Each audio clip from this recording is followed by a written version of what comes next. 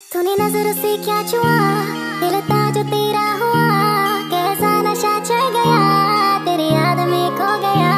तूने नजर से क्या छुआ, दिल था जो तेरा हुआ, कैसा नशा चढ़ गया, तेरी याद में खो गया। मैं तेरे लिए जान तली मैं लिया, मेरी याद दिनों ना आया, तो मुझे कितना भी जाने समझ ले, किसी और दीवाना लिया। याद तेरी आए ना कभी, रह गई बातें जो ना कही, आस में जिंदगी कत रही, कभी मिले तो ये बस नहीं। तू मेरी आशिकी बन गई, मुझे एहसास होता नहीं, मैं तुझे अब बातें क्या सुनाऊं, दिला दूंगी मैं तुझको यकीन, दिला दूंगी मैं तुझको यकीन, दिखा दूंगी मैं प्यार मेरा, तुझे ले लूं मैं बाहों में, मैं होने दे बातें नो हौसला। मैं तेरे लिए जान तली मैं लिया, मेरी याद दिनों ना आया, तो मुझे कितना भी जाने समझ ले, किसी और दीवाना लिया। याद तेरी आई ना कभी, रह गई बातें जो ना कही, आस में जिंदगी कत रही, कभी मिले तो ये बस नहीं। प्यार दिले में कुछ भी करना, प्यार दिले में कुछ भी प्यार दिले में कुछ भी करना, प्यार दिले में कुछ भी मेरी जान मैं तू, सुबह शाम रहूं, तू मेरे लिए जान जिगर, मेरी सांसों में तू। मैं तेरे लिए जान तली मैं लिया, मेरी याद दिनों ना आया, तो मुझे कितना भी जाने समझ ले, किसी और दीवाना लिया। याद तेरी आई ना कभी, रह गई बातें जो ना कही, आस में जिंदगी कत रही, कभी मिले तो ये बस नहीं। হ্যালো বন্ধুরা, ওয়েলকাম টু মাই চ্যানেল। আশা করি তোমরা সবাই অনেক ভালো আছো। তো আজ আমি তোমাদের জন্য একটা হাই স্কুল লাভ স্টোরি নিয়ে হাজির হয়েছি, যেখানে স্কুলের টপার একজন ছেলে ক্লাসের একটা বাচাল মেয়ের প্রেমে পড়ে যায়। আর এই গল্পে তোমরা দেখতে পারবে ভালোবাসা, বন্ধুত্ব এবং স্কুল লাইফের কাহিনী মিলিয়ে অসাধারণ একটি ড্রামা। আশা করছি আজকের ড্রামার গল্পটি তোমাদেরও ভালো লাগবে। তো চলো তাহলে আর দেরি না করে ড্রামার মূল গল্পতে ফেরা যাক। গল্পের শুরুতেই আমরা এই গল্পের ফিমেল লিড ইয়ন্দোকে দেখতে পাই। আর তার স্কুলে 200 জন স্টুডেন্টের মধ্যে 196 র্যাঙ্ক আসে। এমনকি শুধু ইয়ন্দোই না, ওর বন্ধুদেরও একই অবস্থা, কেননা ওদের সাথে পড়ালেখার কোনো সম্পর্ক নেই। ওরা শুধু সারাদিন ডান্স নিয়েই ব্যস্ত থাকতো। ইউনা এবং তার বন্ধুরা ডান্স ক্লাব রিয়েল কিং এর মেম্বার ছিল। আসলে আমরা এখানে জানতে পারি এই স্কুলে 2টা গ্রুপ আছে, একটা ইয়ংদোদের গ্রুপ এবং অন্যটি হলো স্টাডি ক্লাব হোয়াইট টাইগার। এই 2 দলের মধ্যে সব সময় কোনো না কোনো বিষয় নিয়ে ঝগড়া লেগেই থাকতো, আর ওদের এই ঝগড়া করাটা যেন প্রতিদিনের রুটিন ছিল। প্রথমেই আমরা দেখতে পারি ইয়ংদো ওর বন্ধুদের সাথে ওদের ক্লাবে ডান্স করছিল, কিন্তু তখনই কেউ একজন ওদের ডিজের তার সরিয়ে দেয়। আর সে অন্য কেউ নয়, বরং স্টাডি ক্লাব হোয়াইট টাইগারের একজন মেম্বার ছিল। তো এই জন্য রিয়েল কিং এর মেম্বাররা ইলেকট্রিসিটি জেনারেট করতে থাকে, কিন্তু এই জন্য স্টাডি ক্লাবের মেম্বারদের অনেক সমস্যা হচ্ছিল। এই জন্য ওরা ডিজের মিউজিক বাড়িয়ে দেয়, আর বেশি ইলেকট্রিসিটি জেনারেট করার জন্য ওদের ডিজে থেকে ধোঁয়া বেরোতে থাকে। অন্যদিকে আমরা স্কুলের প্রিন্সিপাল এবং তার অ্যাসিস্ট্যান্টকে দেখতে পাই। তারা স্কুলের বাচ্চাদের প্যারেন্টসদের সামনে তাদের স্কুলের ভালো প্রশংসাই করছিল, কিন্তু এদিকে রিয়েল কিং এবং হোয়াইট টাইগারের মেম্বারদের ভিতরে অনেক বড় ফাইট শুরু হয়ে যায়, মানে কেউ কাউকে ছাড়ার পাত্র নয়। তখনই ওইখানে স্কুলের একটা টিচার আসে। সে এসে সব স্টুডেন্টদের সেইখান থেকে ভয় দেখিয়ে পাঠিয়ে দেয়, কেননা প্রিন্সিপাল এবং তার অ্যাসিস্ট্যান্ট সব প্যারেন্টসদের নিয়ে এইখানেই আসছিল।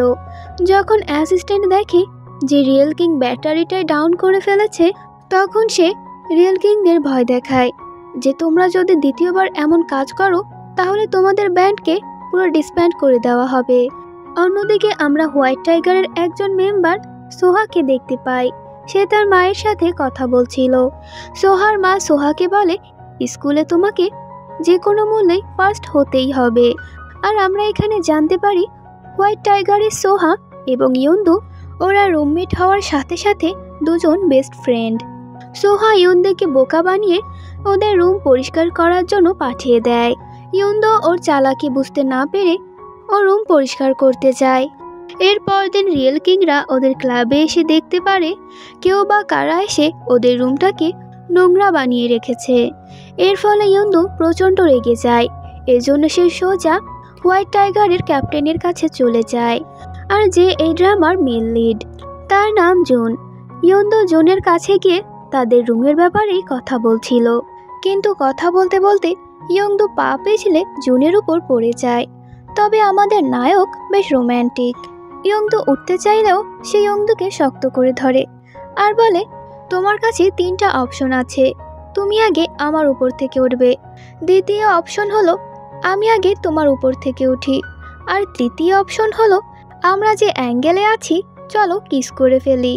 কিন্তু সেই মুহূর্তেই কেউ একজন পেছন থেকে ওদের ছবি তুলে ফেলে, আর সে ওই পিকচারটি টিচারের কাছে সেন্ড করে দেয়, আর টিচার প্রিন্সিপালের কাছে পাঠিয়ে দেয়। এর পরদিন স্কুলে একটা নোটিশ টাঙানো হয় যে স্কুলের বাচ্চারা এইসব কাজকর্ম করে বেড়ায়, আর এই কারণেই রিয়েল কিং ব্যান্ডকে ডিসব্যান্ড করা হয়েছে। এই নোটিশ দেখে ইয়ন্দুর অনেক রাগ ওঠে।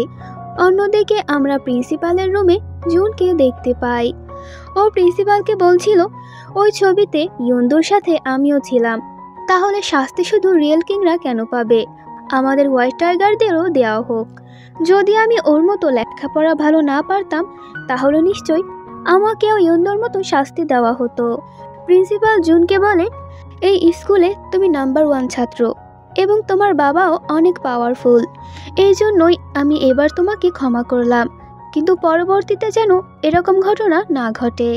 অন্যদিকে ইয়ন্দু প্রিন্সিপালের রুমের বাইরেই দাঁড়ানো ছিল, কিন্তু কেউ ওকে ভেতরে ঢুকতে দিচ্ছিল না। তখনই জুন ভেতর থেকে বেরিয়ে আসে। এতে ইয়ন্দু বলে, যদি জুন ভেতরে ঢুকতে পারে তাহলে আমি কেন প্রিন্সিপালের সাথে দেখা করতে পারবো না। এটা বলেই ও জুনকে হিট করতে যাচ্ছিল, কিন্তু জুন ওকে ভালো কথা বলে জোর করে সেখান থেকে নিয়ে যায়। এরপর ইয়ন্দু আর জুন স্কুলের ছাদে চলে আসে। সেখানে ইয়ন্দু জুনকে বলছিল, তুমি প্রিন্সিপালকে সত্যি কথা বলে দাও যে আমরা কিস করিনি, তাহলে রিয়েল কিং ব্যান্ডকে ডিসব্যান্ড করা হবে না। তখন জুন বলে, এটা বলেও আর কোনো লাভ হবে না, কারণ প্রিন্সিপাল আগে থেকেই তোমাদের গ্রুপটি ডিসব্যান্ড করার বাহানা খুঁজছিল, আর এখন সে একটা বাহানা পেয়ে গেছে। তখন ইয়ন্দু বলে, আমরা তো কিস করিনি, কিন্তু কে আমাদের ছবি তুললো? তখন জুন বলে, হয়তো এমন কেউ আছে যে তোমাকে মোটেও পছন্দ করে না, আর শুধু তাই না, অথবা হতে পারে সে আমাকে পছন্দ করে না।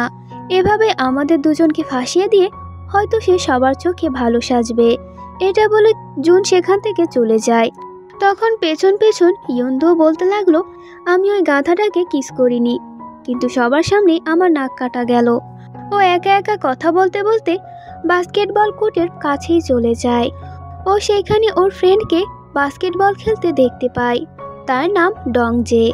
সে খুব ভালোই বাস্কেটবল খেলতে পারতো, কিন্তু তার একটা প্রবলেম ছিল, যখনই কেউ ওকে টাচ করতো তখন ওর আনকনশিয়াস ফিল হতো, আর এই জন্যই ওদের টিম হেরে যায়। তা দেখে টিমের বাকি মেম্বাররা বেশ রেগে যায় এবং তারা এসে ডংজিকে অনেক কথা শোনাতে থাকে। তখনই সেখানে ইয়ন্দু চলে আসে, আর সে ডংজেকে বলে, যদি তোমার ফিজিক্যাল টাচ মোটেও পছন্দ না তাহলে তুমি বাস্কেটবল কেন খেলো? কিন্তু ডংজে বলে ওর এই গেমটা খুব ভালো লাগে। এরপর ডংজে এবং ইয়ন্দু এক জায়গায় বসেছিল। তখন ইয়ন্দুর কাছে ওর মায়ের কল আসে, কিন্তু ভয়ে ইয়ন্দু কল রিসিভ করে না, কারণ ওর মা ফোন করেছে, নিশ্চয়ই সে এখন ওকে অনেক বকাঝকা করবে, আর সে হয়তো এতক্ষণ ওদের ব্যান্ড ডিসব্যান্ড হওয়ার ঘটনাও পেয়ে গেছে।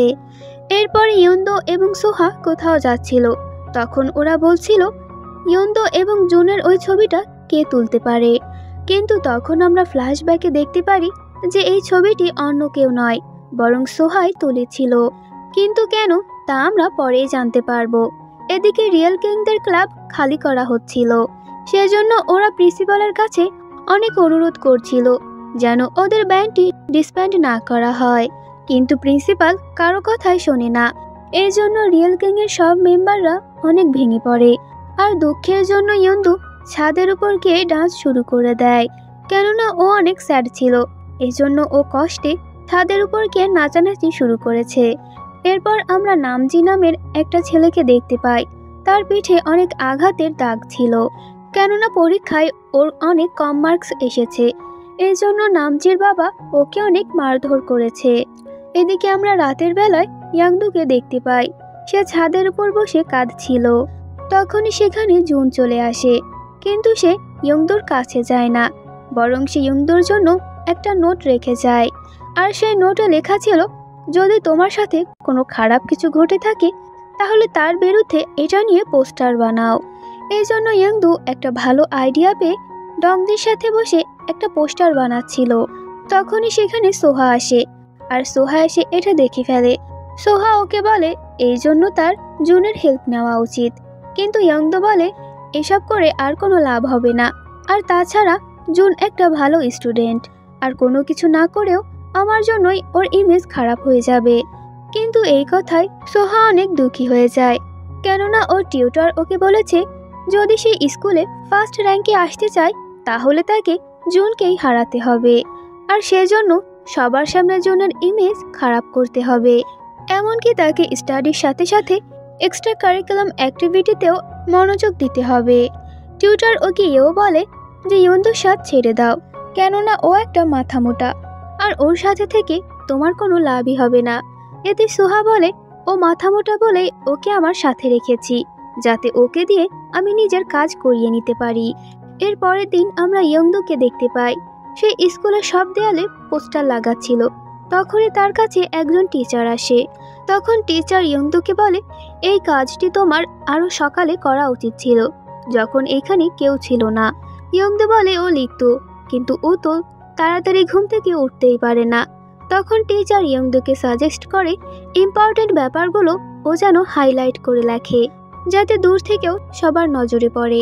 তখনই সেখানে প্রিন্সিপালের অ্যাসিস্ট্যান্ট চলে আসে, আর সে সব স্টুডেন্টদের ক্লাসে চলে যেতে বলে। ইয়ংদুর পোস্টারে লেখা ছিল রিয়েল কিং ব্যান্ডকে ডিসব্যান্ড করে আমাদের সাথে খুবই অন্যায় হয়েছে, যদি আপনি আমাদের সাথে একমত হন তাহলে আমাদের সাথে যোগ দিন।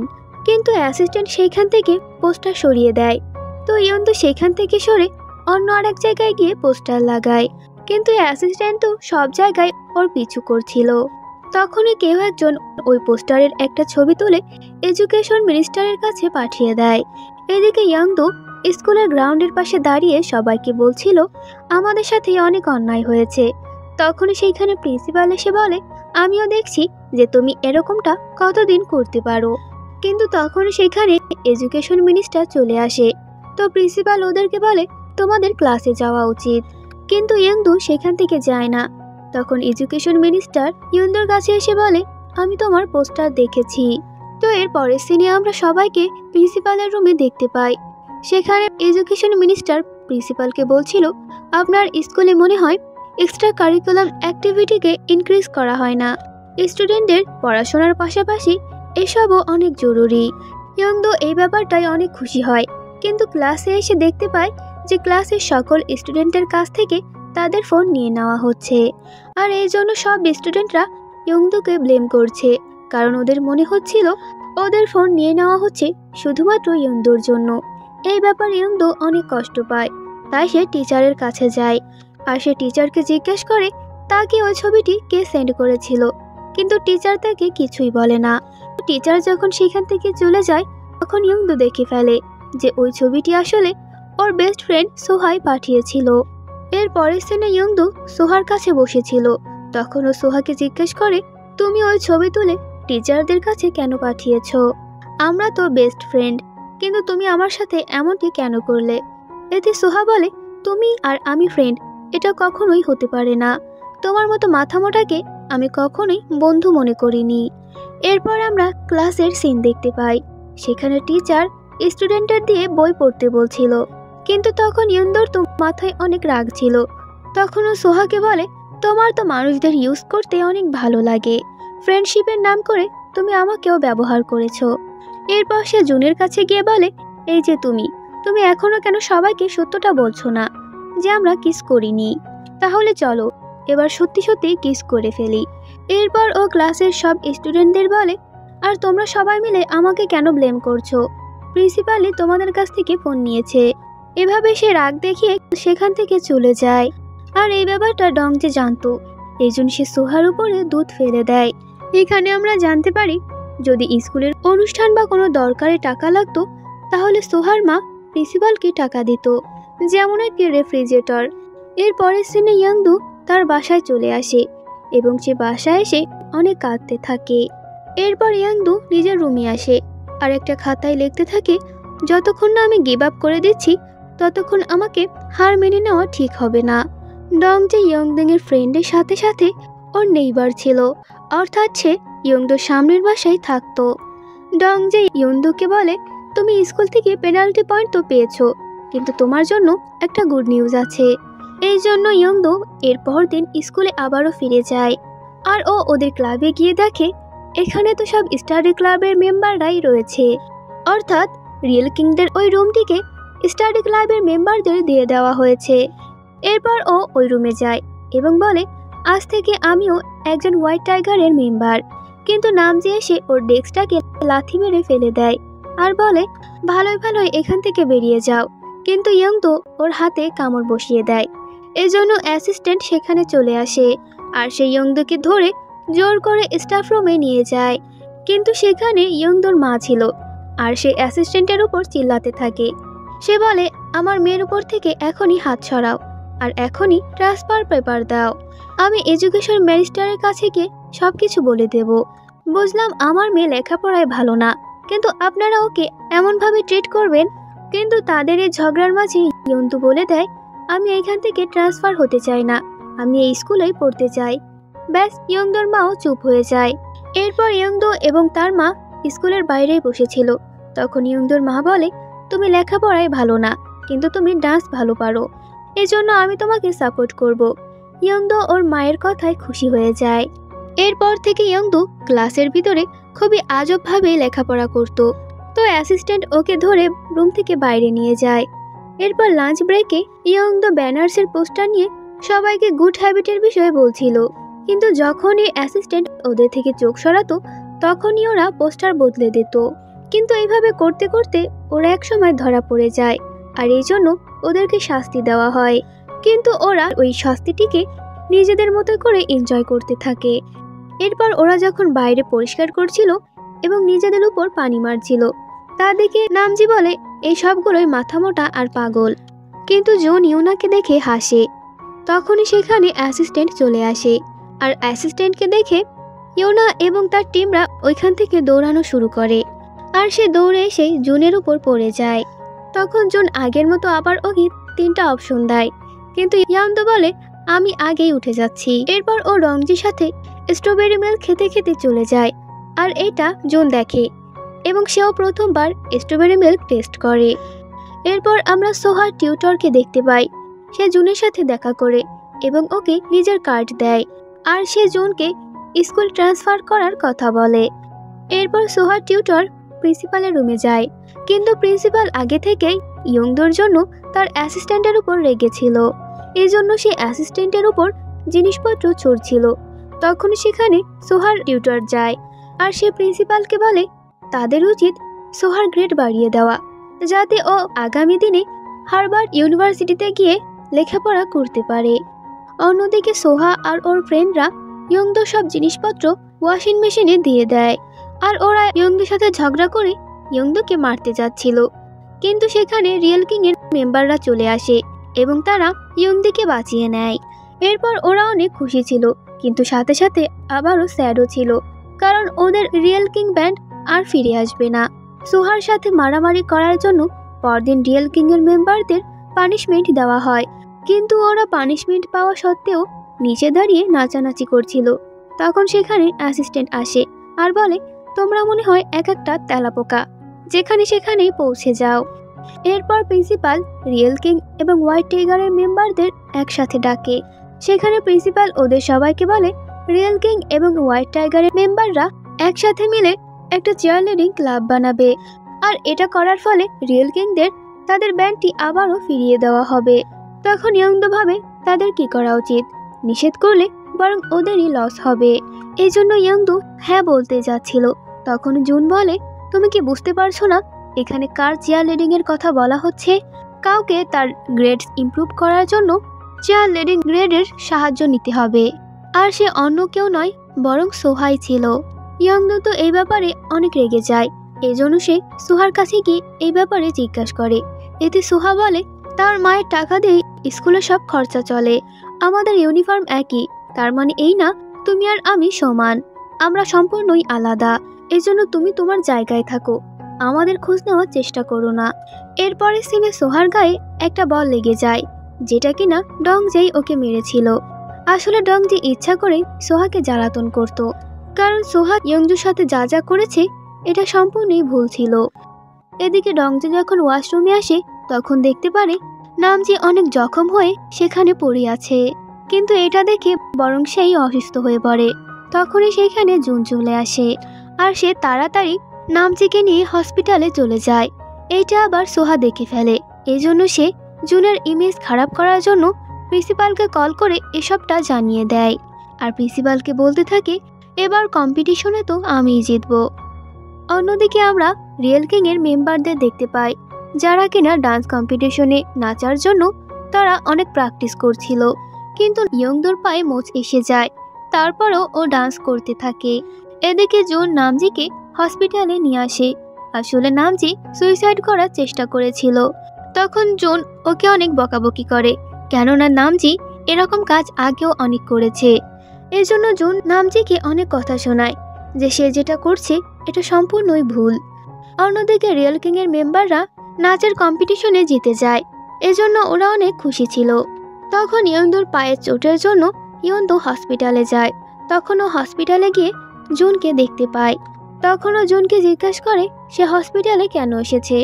জুনকে কিছুই বলে না, কিন্তু পরক্ষণে ইয়ংদু টিচারকে হসপিটালে দেখতে পায়, এজন্য সাথে সাথে ও লুকিয়ে পড়ে। তখন ও জুন এবং নামজিকে দেখে ওদেরও লুকাতে বলে। তখন জুন এবং নামজিও টিচারকে দেখে এবং তারা লুকিয়ে পড়ে। আর সেখানে জুন ইয়ংদুর কাছেই এসে লুকিয়েছিল। সেখানে ইয়ংদু কিছু একটা বলতে যায়, কিন্তু জুন ওর মুখ চেপে ধরে। এরপরও ইয়ংদুকে বলে, তুমি চুপ থাকলেও তোমাকে খারাপ লাগে না, বরং আরো বেশি ভালো লাগে। এরপর টিচার সেখান থেকে চলে যায়, কিন্তু এদিকে জুন ইয়ংদুকে দেখে যাচ্ছিল। এদিকে টিচার একজন নার্সের মুখ থেকে নামজির নাম শুনতে পায়, আর টিচার ভাবতে থাকে হয়তো তার স্টুডেন্টরা এখানে এসেছে।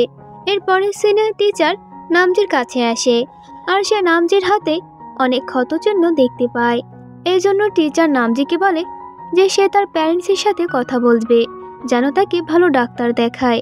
কিন্তু একথা শুনে নামজি অনেক ভয় পেয়ে যায়, আর সে টিচারকে বলে আজ থেকে সে আর এরকম কাজ করবে না, কারণ ওর বাবা যদি এই ব্যাপারটি জানতে পারে তাহলে ওর জন্য মোটেও ভালো হবে না, বরং সে আরও ওকে মারবে। অন্যদিকে আমরা জুনকে প্রিন্সিপালের রুমে দেখতে পাই। সেখানে প্রিন্সিপাল জুনকে বলছিল যে নামজি আবারও সুইসাইড করার চেষ্টা করেছে। যদি তার বাবা ডাইরেক্টর এই ব্যাপারটি জানতে পারে তাহলে তাদের এবং তাদের স্কুলের জন্য মোটেও ভালো হবে না। এই জন্য ওর ভালোর জন্য তোমাকে খুব তাড়াতাড়ি চেয়ার লিডিং গ্রুপ বানাতে হবে। এরপর দিন জুন এসে ইয়ংদুর সাথে দেখা করে আর বলে তাকে ওর সাথে চেয়ার লিডিং গ্রুপ তৈরি করতে হবে। ইয়ংদু বলে, তুমি কি পাগল হয়ে গেছো? কারণ প্রথমে তো তুমিই বারণ করেছিলে। সেখানে জুন বলে, আমি তোমার এবং রিয়েল কিংদের সাথে আবারও ইউনাইট করতে চাই এবং তোমাকে আমি ভালোভাবে জানতে চাই। এটা শুনে ইয়ংদু বেশ রেগে যায় আর বলে, আমি ওই সোহার জন্য কিছুই করতে পারবো না, আর তোমার সাথে তো মোটেই না। এ কথা বলে ইয়ংদু সেখান থেকে চলে যাচ্ছিল, কিন্তু জুন ওর হাত ধরে ফেলে এবং তাকে মানানোর চেষ্টা করে, কিন্তু ইয়ংদু কিছুই বুঝতে চায় না। ক্লাসে টিচার সব স্টুডেন্টদের তার পেনাল্টি পয়েন্ট বলছিল। তখন জুন দাঁড়িয়ে বলতে থাকে, আমি নোটবুক নিয়ে আসিনি, এমনকি টাইও পরে আসিনি, আর তাছাড়া আমি ক্লাসে বসে ফোন ব্যবহার করছি। তখন টিচার জুনকে পানিশমেন্ট দেয়। তখন জুন ইয়ংদুকেও ফাঁসিয়ে দেয় আর বলে ইয়ংদু ক্লাসে মনোযোগ না দিয়ে ফোন চালাচ্ছে, আর এই জন্য ওদের দুজনকেই একসাথে পানিশমেন্ট দেওয়া হয়। সেখানে জুন ইয়ংদুকে চেয়ার লিডিং গ্রুপ বানানোর জন্য মানানোর চেষ্টা করছিল, কিন্তু তারপরে ইয়ংদু জুনের কোনো কথাই মানতে চায় না। এরপর ওদেরকে শাস্তি স্বরূপ বক্স প্রেস করতে দেওয়া হয়। এরপর ওরা দুজন মজায় মজায় নিজেদের পানিশমেন্ট এনজয় করছিল, কিন্তু ওরা যখন রাতে ফেরে তখন হোস্টেলের দরজা বন্ধ হয়ে যায় আর ওরা বাইরেই থেকে যায়। তখন জুন নামজিকে কল করে আর উপর থেকে একটা রশি চায়। নামজি যখন একটা রশি দেয় তখন ইয়ংদু জুনের সাথে যেতে রাজি হয় না। তখন জুন বলে, তোমার আমার সাথে যাওয়া ছাড়া আর কোনো উপায় নেই। তো ইয়ংদু কোনো উপায় না পেয়ে ওকে জুনের সাথেই উপরে যেতে হয়। ওরা দুজন অনেক কষ্টে উপরে তো ওঠে, কিন্তু তার উপর আর একটা মুসিবত চলে আসে, কারণ টিচার হস্টেলে চেকিং করছিল। এদিকে ডংজেও জুন এবং ইয়ংদুকে একসাথে উপরে উঠতে দেখতে পায়। এজন্য ও টিচার রুমে ঢোকার আগেই টিচারের সামনে চলে যায় আর বলে নামজি অনেক অসুস্থ, এজন্য ও ঘুমাচ্ছে। কিন্তু টিচার ওকে ঠেলে রুমে চলে যায়। আর সে যখন ব্ল্যাঙ্কেট উঠায় তো টিচার সেখানে জুনকে দেখতে পায়, কিন্তু সেখানে জুনের সাথে ইয়ংদুও ছিল। জুন তখন টিচারকে বলে ওর অনেক ঠান্ডা লাগছে। তখন টিচার ওকে রেস্ট করতে বলে সেখান থেকে চলে যায়। তখন জুন ইয়ংদুকে কিছু একটা বলতে যায়, কিন্তু ইয়ংদু সেখান থেকে পালিয়ে যায়। এর পরের সিনে জুন ইয়ংদুর কাছে আসে আর ওকে বলতে থাকে, আমি জানি তোমার কাছে তোমার প্রাইড অনেক বেশি ইম্পর্ট্যান্ট, কিন্তু আমারও একজন ফ্রেন্ড আছে যে কিনা আমার কাছে খুবই গুরুত্বপূর্ণ। আমি তাকে সাহায্য করতে চাই বলে চিয়ারলিডিং গ্রুপ বানাতে চাই। এজন্য তুমিও দয়া করে আমাকে সাহায্য করো, তাহলে আমার বন্ধুর অনেক উপকার হবে। আর আমি তোমার উত্তর শোনার জন্য অপেক্ষা করব। এজন্য তুমি ভেবেচিন্তে ডিসিশন নিও। এদিকে জুনের এসব কথা চিন্তা করতে করতে ইয়ঞ্জুর রাতে ঘুমই হয় না, কেননা সেও ওই ফ্রেন্ডদের সাহায্য করতে চায়। এদিকে জুনও ইয়ংদুর কথায় ভাবছিল।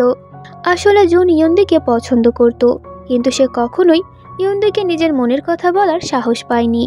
আর সে ইয়ংদুর কাছাকাছি থাকার জন্যই একটা টিম বানাতে চাচ্ছে।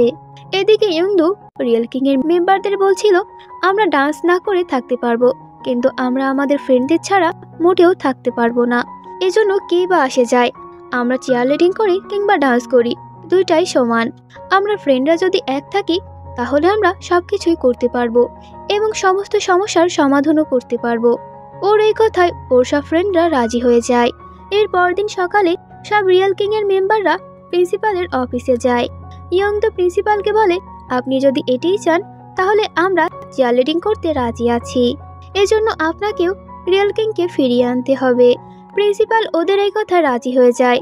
এরপর ওরা প্রিন্সিপালের এই কথাটি রেকর্ড করে ফেলে এবং তাকে এই কথা শোনায়, যাতে করে পরবর্তীতে তারা অস্বীকার না করে। আজকে ইয়ংদু অনেক খুশি ছিল। এরপর জুন ইয়ংদুর কাছে এসে ওকে ধন্যবাদ জানায় আর তাকে সাহায্য করার জন্য ইয়ংদু খুশি হয়।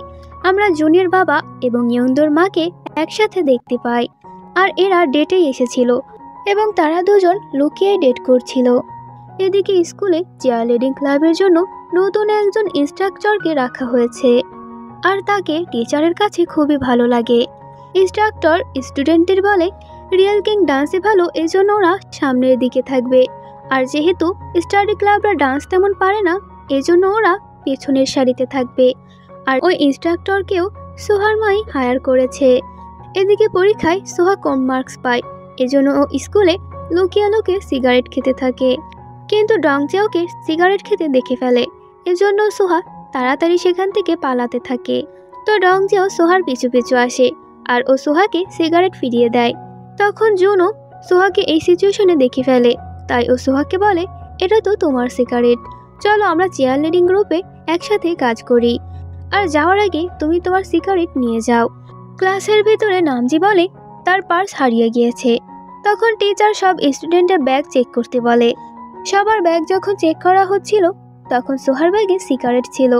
আসলে এটা জুনেরই প্ল্যান ছিল, কিন্তু তখন ইয়ংদু বলে যে জুন ওর পার্স পেয়ে গেছে।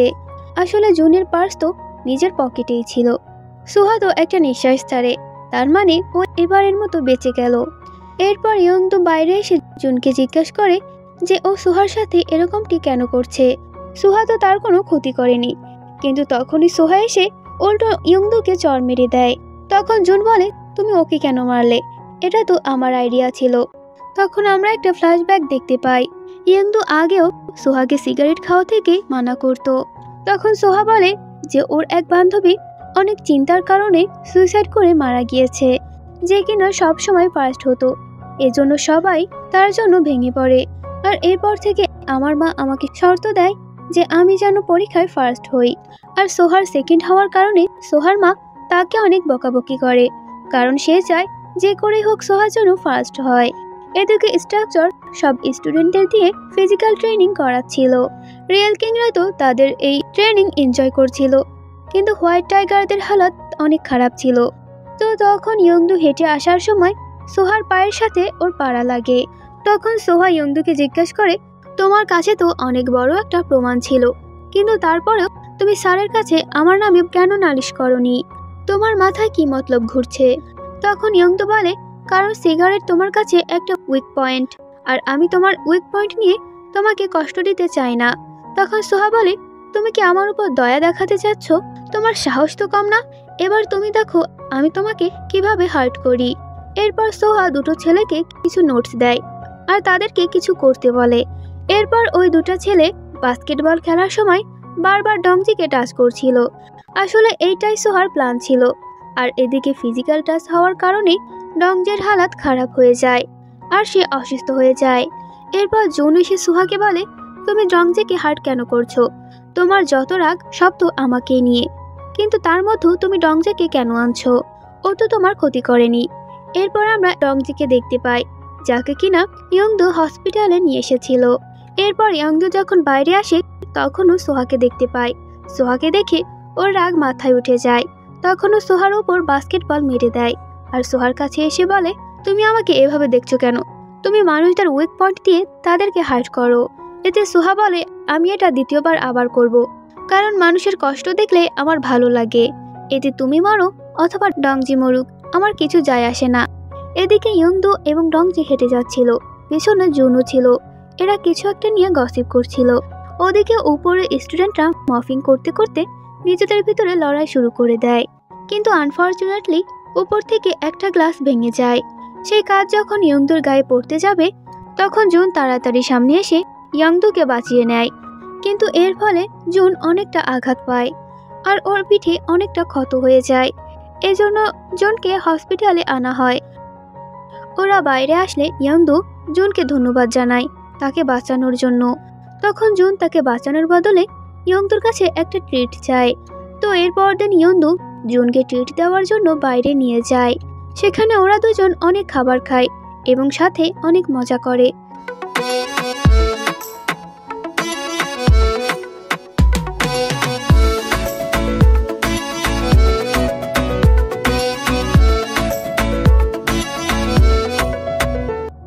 ওরা যখন বাসে করে ফিরছিল সেখানে ইয়ংদু জুনের ঘাড়ে মাথা রেখে ঘুমিয়ে পড়ে, আর এখানে দুজনকে খুবই কিউট কাপল লাগছিল। এরপর ওরা দুজন স্কুলে পৌঁছে যায়, কিন্তু লেটে পৌঁছানোর কারণে টিচার ওদেরকে অনেক বকাবকি করে। এজন্য ওরা টিচারকে সরি বলে। টিচার বলে, শুধু সরিতে হবে না, স্কুল থেকে বাইরে যাচ্ছ এই কথাটা আমাকে আগে বললেই পারতে। এরপর ওরা হোস্টেলে এসে ইয়ংদু জুনের কথা ভেবে ভেবে হাসছিল। এদিকে জুনও ইয়ংদুর কথা মনে করে হাসছিল, আর জুনকে হাসতে দেখে নামজিও হাসে, কারণ ও জুনকে হাসতে এই প্রথমবার দেখলো। এরপর দিন ইনস্ট্রাক্টরের কথা মতো ওরা একে অপরের সাথে ভালোভাবে পরিচিত হচ্ছিল। কিন্তু তখন একটা মেয়ে জুনকে জিজ্ঞাসা করে, তুমি কোন মেয়ের সাথে ডেট করছো?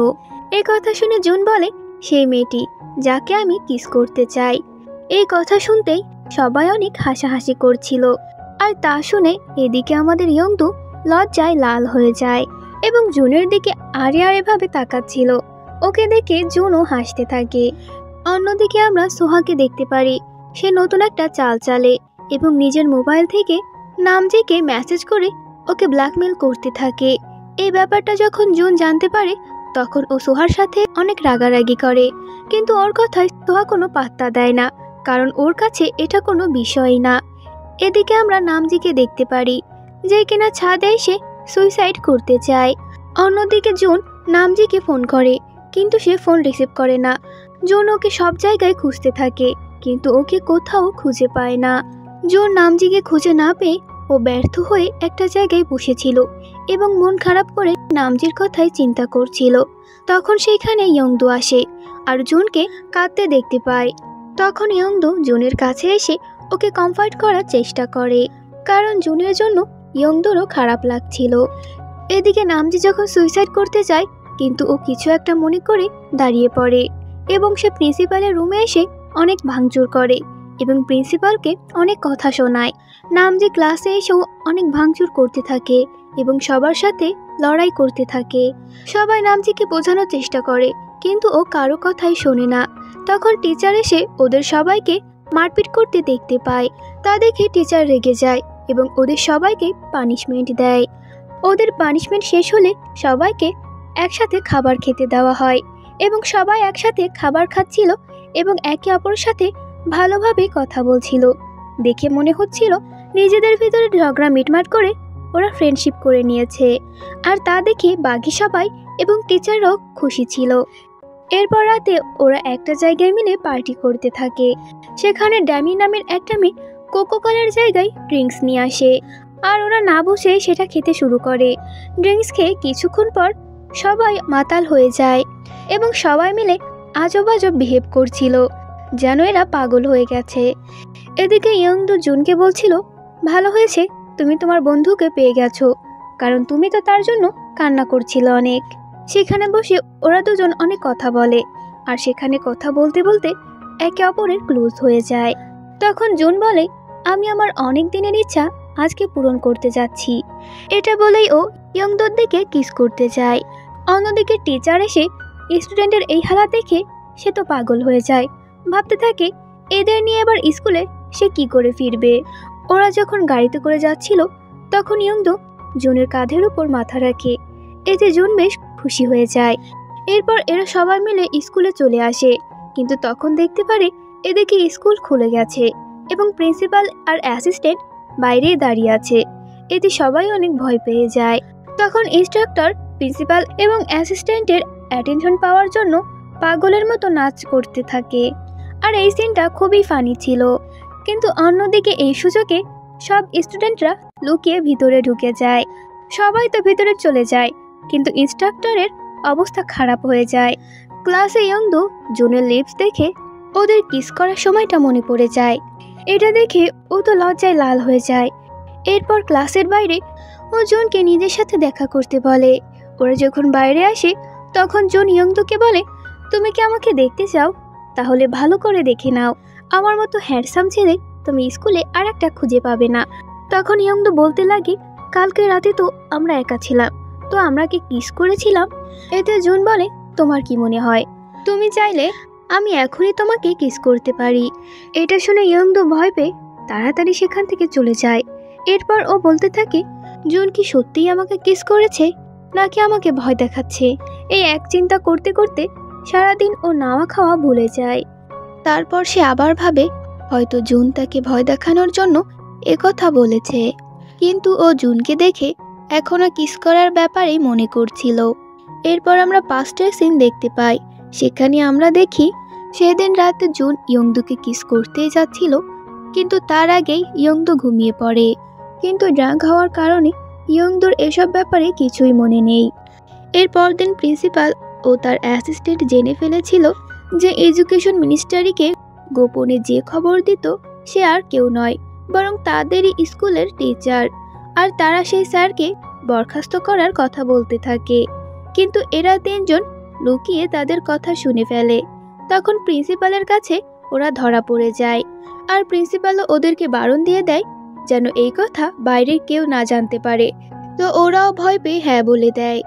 এরপর ইয়ংদু ওদেরকে বলছিল, আমাদের কিছুই করতে হবে, কেননা টিচারের সাথে এটি মোটেও ভালো হচ্ছে না। তা শুনে জুন বলে, তোমার সুপার ওয়েম্যান হওয়ার কোনো দরকার নেই, নিজের মুখ বন্ধ রাখো, না হলে প্রিন্সিপাল এবার তোমাকেই ফায়ার করে দেবে। বড়দের ব্যাপার তারাই বুঝে নেবে।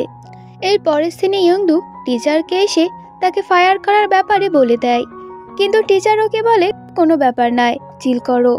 আসলে টিচার এই বিষয়ে অনেক চিন্তিত ছিল, তারপরও সে এই ব্যাপারটি কাউকে বুঝতে দিতে চায় না। এর পরের সিনে ইয়ংদু যখন কোথাও যাচ্ছিল তখনও দেখতে পায় নামজির বাবা নামজিকে ধরে অনেক মারধর করছিল।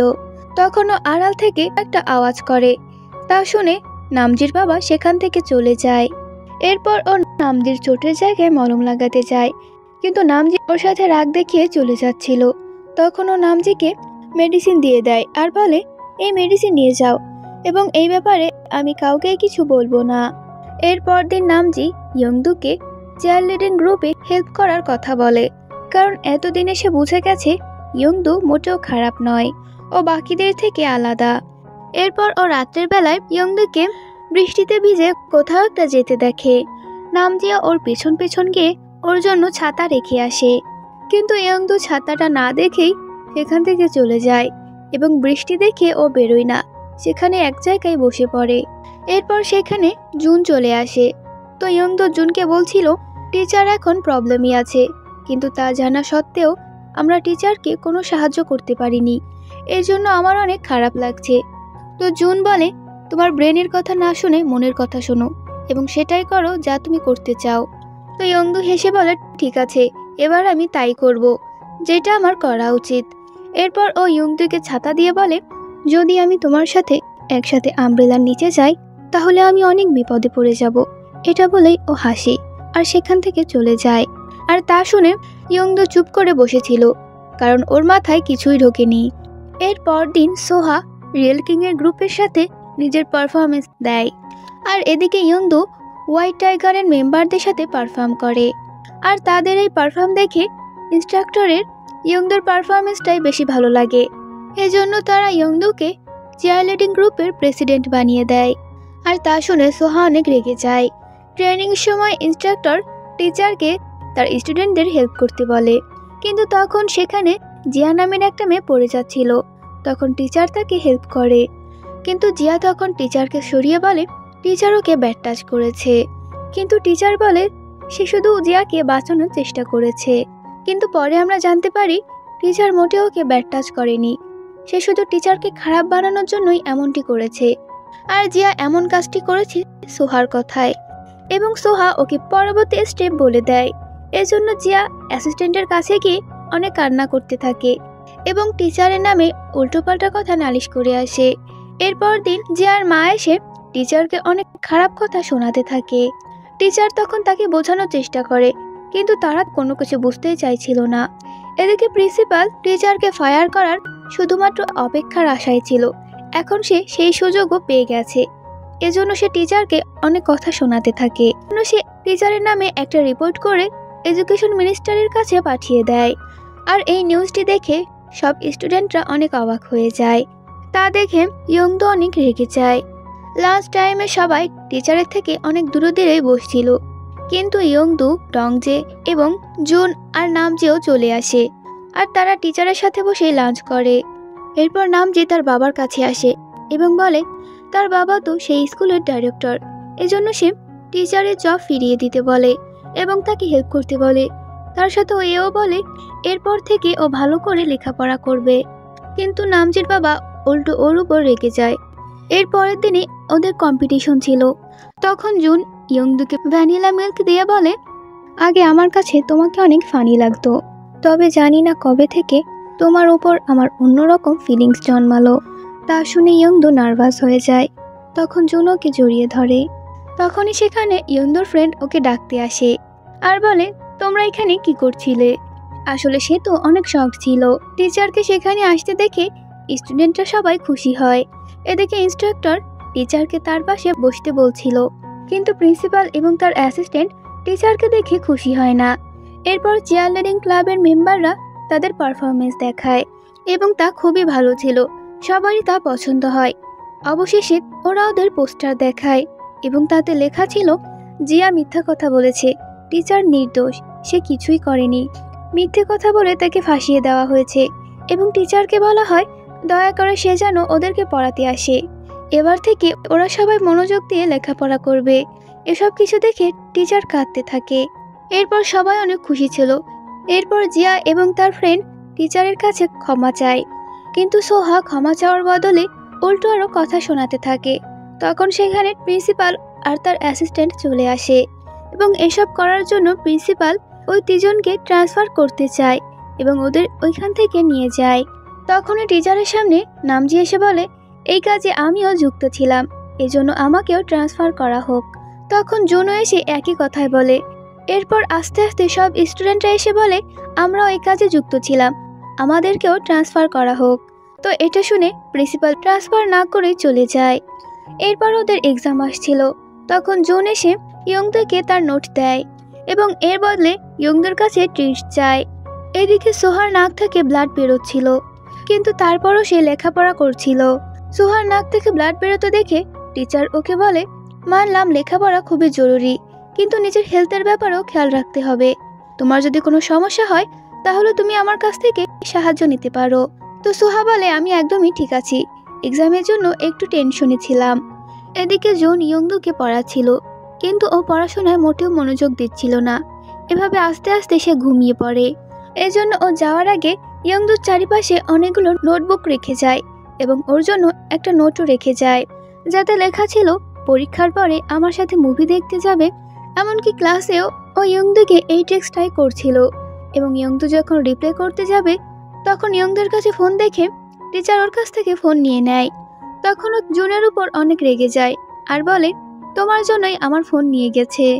এই জন্য জুন লুকিয়ে লুকিয়ে ইয়ংদুর ফোন আনতে যায়, কিন্তু একটা টিচার ওকে দেখে ফেলে এবং সেখান থেকে চলে যেতে বলে। কিন্তু তারপরও ও সাথে করে ইয়ংদুর ফোন নিয়ে আসে। ক্যান্টিনে ওদেরকে একসাথে দেখে ইয়ংদুর একজন ফ্রেন্ড বলে, তোমরা আবারও একসাথে? আচ্ছা বলো, তোমাদের ভিতরে কিসের সম্পর্ক আছে? এবং সে ক্যামেরা করতে থাকে। ইয়ংদু তখন রেগে ওর ফ্রেন্ডকে মারার জন্য দৌড়াতে থাকে। প্রিন্সিপালের অ্যাসিস্ট্যান্টও সেইখানে ছিল এবং ওদের এই কাণ্ডে সে সেখান থেকে চলে যায়। আসলে অ্যাসিস্ট্যান্ট ওদের ইংলিশ টিচার ছিল এবং সে ওদের ইংলিশ এক্সামের রেজাল্ট দেয়। সোহা আবারও সেকেন্ড হয়েছে এবং জুন ফার্স্ট হয়েছে। এই ব্যাপারে সোহা অনেক রেগে যায়। এই জন্য সে অ্যাসিস্ট্যান্টের কাছে এসে বলে, সে তো ভালো পরীক্ষা দিয়েছে, সে কি করে কম মার্কস পেতে পারে? অ্যাসিস্ট্যান্ট কিছু বলতেই যাবে তখনও দুটো স্টুডেন্ট এসে ভুল করে অ্যাসিস্ট্যান্টকে ফেলে দেয়। এতে অ্যাসিস্ট্যান্ট রেগে ওদেরকে তাড়া করতে থাকে, কিন্তু তখন তার হাতের সব জিনিসপত্র সেখানেই পড়েছিল। সেখানে একটা পেনড্রাইভ ছিল, কিন্তু সোহা সেটাকে নিয়ে যায়। এরপর অ্যাসিস্ট্যান্ট তার পেনড্রাইভ খুঁজছিল, কেননা সেই পেনড্রাইভের ভিতরে কোশ্চেন পেপার ছিল। এদিকে সেই লেডি টিচার বলে দেয়, আমি জনকে স্টাফ রুমে দেখেছিলাম, হয়তো ওই এটা নিয়েছে। এইদিকে সোহা কোশ্চেন পেপার নিজের ল্যাপটপে কপি করে পেনড্রাইভটি ফেলে যায়। কিন্তু যখন ও জানতে পারে অ্যাসিস্ট্যান্ট আসলে পেনড্রাইভ চুরি হওয়ার ব্যাপারে জুনকে সন্দেহ করছিল, তো সোহা পেনড্রাইভটি আবারও উঠিয়ে নেয় এবং ক্লাসে এসে লুকিয়ে জুনের ব্যাগের ভিতরে সেই পেনড্রাইভটি রেখে দেয়। তখনই অ্যাসিস্ট্যান্ট এসে জুনের ব্যাগ সার্চ করে আর সেখান থেকে সে পেনড্রাইভটিও পেয়ে যায়। কিন্তু জুন তো এই ব্যাপারে কিছুই জানতো না। অ্যাসিস্ট্যান্ট বলে, আমি তোমাকে ভালো করে ইনভেস্টিগেট করব, তাও তোমার বাবার সামনে। এদিকে সবাই বলছিল জুন কোশ্চেন পেপার চুরি করে ফার্স্ট হতো এবং সবাই তার ব্যাপারে অনেক খারাপ কথাই বলছিল। ইয়ংদু তখন ওদেরকে বলছিল, তোমরা কেমন ফ্রেন্ড? সবাই যখন ওকে অবিশ্বাস করছে, অন্তত তোমরা ওকে বিশ্বাস করো, কারণ ও এমন কাজটি করেনি। এদিকে প্রিন্সিপালের অফিসে জুনের বাবাকে ডাকা হয়েছিল এবং তিনি জুনের বাবাকে বলে, জুনকে কিছুদিনের জন্য সাসপেন্ড করা হবে। এতে জুনের বাবা বলে, তাহলে ও এক্সাম কিভাবে দেবে? তো প্রিন্সিপাল বলে, কোনো চিন্তা নেই, এই ব্যাপারে আমরা দেখে নেব। তখন জুনের বাবা বলে সে দুঃখিত এবং এরপর থেকে সে স্কুলে আরও অনেক টাকা ইনভেস্ট করবে। তা শুনে জুন হাসে আর বলে, আমি তো এখানে শুধু শুধুই বসে আছি, কেউ আমার কথা শুনতে চাচ্ছে না, তো আমি এখানে কি করব? এটা বলে ও সেখান থেকে বেরিয়ে যায়। এরপর জুন নিজের জিনিসপত্র নিয়ে সেখান থেকে চলে যাচ্ছিল। তখন সবাই বলা বলি করছিল, জুন যেহেতু এক্সাম দেবে না, তাহলে সোহাই ফার্স্ট হবে। এদিকে ইয়ংদু জুনকে এসে সরি বলে। তখন জুন ইয়ংদুকে একটা লাকি চার্ম দেয় এবং সেখান থেকে চলে যায়। জুন ওর বাবার উপরে প্রচণ্ড রেগেছিল, কারণ সে তার ছেলেকে বিশ্বাস করেনি, বরং সে এই কেসটি লজিক্যালি সলভ করার চেষ্টা করেছে এবং সে সবসময় এমনটি করে। তখন আমরা দেখতে পাই ছোটবেলায় জুনের বাবা এবং তার মায়ের সাথে প্রচণ্ড ঝগড়া হতো। তখন জুনের মা ওদেরকে ছেড়ে চলে যায়। 2 দিন পর্যন্ত জুন এই বাসায় বন্দি ছিল, কিন্তু কেউই ওর কোনো খোঁজ নিতে আসেনি। এরপর থেকে ও ডিসাইড করে আজ থেকে ও কাউকে বিশ্বাস করবে না, আর এই ব্যাপারটি মনে করে ও আরও দুঃখী হয়ে যায়। এদিকে ইয়ংদুর মা জুনের বাবাকে বলে তার ছেলেকে বিশ্বাস করা উচিত ছিল, কিন্তু সে নিজের ছেলেকে বিশ্বাস না করে টিচারদের কথাটাই বিশ্বাস করেছে। কিন্তু সে এমন রিয়াক্ট করেছে যেন তার ছেলে অনেক বড় পাপ করে ফেলেছে এবং তার ছেলের পানিশমেন্ট কম করার চেষ্টা করেছে, এজন্যই তার ছেলে অনেক হার্ট হয়েছে। এদিকে ওদের সবার এক্সাম হচ্ছিল, কিন্তু জুন আসে না। এজন্য নামজি এবং ইয়ংদু অনেক স্যাড ছিল, কেননা জুন ওদেরকে এখনো মেসেজ করেনি। এরপর জুন ওদের সাথে দেখা করতে আসে আর ইয়ংদু বলতে থাকে, আমি তো ভেবেছিলাম তুমি তোমার ট্রিক্স ব্যবহার করে আসল চোরকে খুঁজে বের করবে। আর কারো বিশ্বাস থাকুক আর না থাকুক, আমি মনে করি তুমি ইনোসেন্ট। তা শুনে জুন বলে, ধন্যবাদ আমাকে বিশ্বাস করার জন্য। এরপর আমরা রাতের বেলায় দেখতে পাই ইয়ংদু লুকিয়ে লুকিয়ে সিসিটিভি ক্যামেরা দেখতে এসেছিল, কিন্তু সেখানে এসে দেখতে পাই আগে থেকেই সেখানে নামজি ছিল। আর ওরা দুজন একসাথে মিলে সিসিটিভি ফুটেজ কপি করছিল, কিন্তু সেখানে সিকিউরিটি গার্ড চলে আসে আর তারা গার্ডকে দেখে সেখানে লুকিয়ে পড়ে। এরপর দিন ওরা কয়েক ঘন্টা বসে সিসিটিভি ফুটেজ দেখছিল এবং বসে থাকতে থাকতে ইয়ংদু একসময় ঘুমিয়ে পড়ে। তা দেখে নামজি হাসে, কারণ ও আস্তে আস্তে ইয়ংদুকে পছন্দ করতে শুরু করেছে। এবার পরীক্ষায় সোহা ফার্স্ট হয়, এজন্য সে অনেক খুশি ছিল। সোহার মাও খুশি ছিল, এজন্য সে তার মেয়েকে একটা পার্স গিফট করে। কিন্তু ও ফিরে এসে যখন জানতে পারে ইয়ংদু এবং নামজি সিসিটিভি ফুটেজ চেক করছে, তখন সোহা অনেক ভয় পেয়ে যায়। এদিকে ইয়ংদুকে ওর একজন ফ্রেন্ড জুনের সাথে করা একটা ভিডিও পাঠায়, যা দেখে ইয়ংদু চেঁচিয়ে বলে ওঠে, আমি জুনকে ইনোসেন্ট করার প্রুফ পেয়ে গেছি। যা দেখে সোহা অনেক অবাক ছিল এবং সাথে অনেক ভয় পাচ্ছিল। এরপর সে ওই ভিডিওটি নামজিকে দেখায় এবং সেই ভিডিওর ভিতরে অ্যাসিস্ট্যান্টও ছিল। জুন 12টার আগে স্টাফ রুমে গিয়েছিল, কিন্তু এই ভিডিওটা 12টার পরে করা হয়েছিল। কিন্তু ওই সময় অ্যাসিস্ট্যান্টের কাছে পেন ড্রাইভ ছিল, এর মানে জুনকে ইনোসেন্ট প্রুফ করা যাবে। এরপর ওরা রাত্রেবেলায় লুকিয়ে স্কুল থেকে পালিয়ে যাওয়ার চেষ্টা করে, কিন্তু টিচার এসে ওদেরকে ধরে ফেলে এবং ওদের দুজনকে পানিশমেন্ট দেয়। আর তাদের এই পানিশমেন্টের ফটো জুনকে পাঠিয়ে দেয়। ওদের দুজনকে একসাথে দেখে জুন বলে, এদেরকে একসাথে দেখে আমার জেলাসি ফিল হচ্ছে কেন। এদিকে টিচার ওদের দুজনকে পানিশমেন্ট দিচ্ছিল, কিন্তু পানিশমেন্ট পাওয়া সত্ত্বেও নামজি অনেক খুশি ছিল।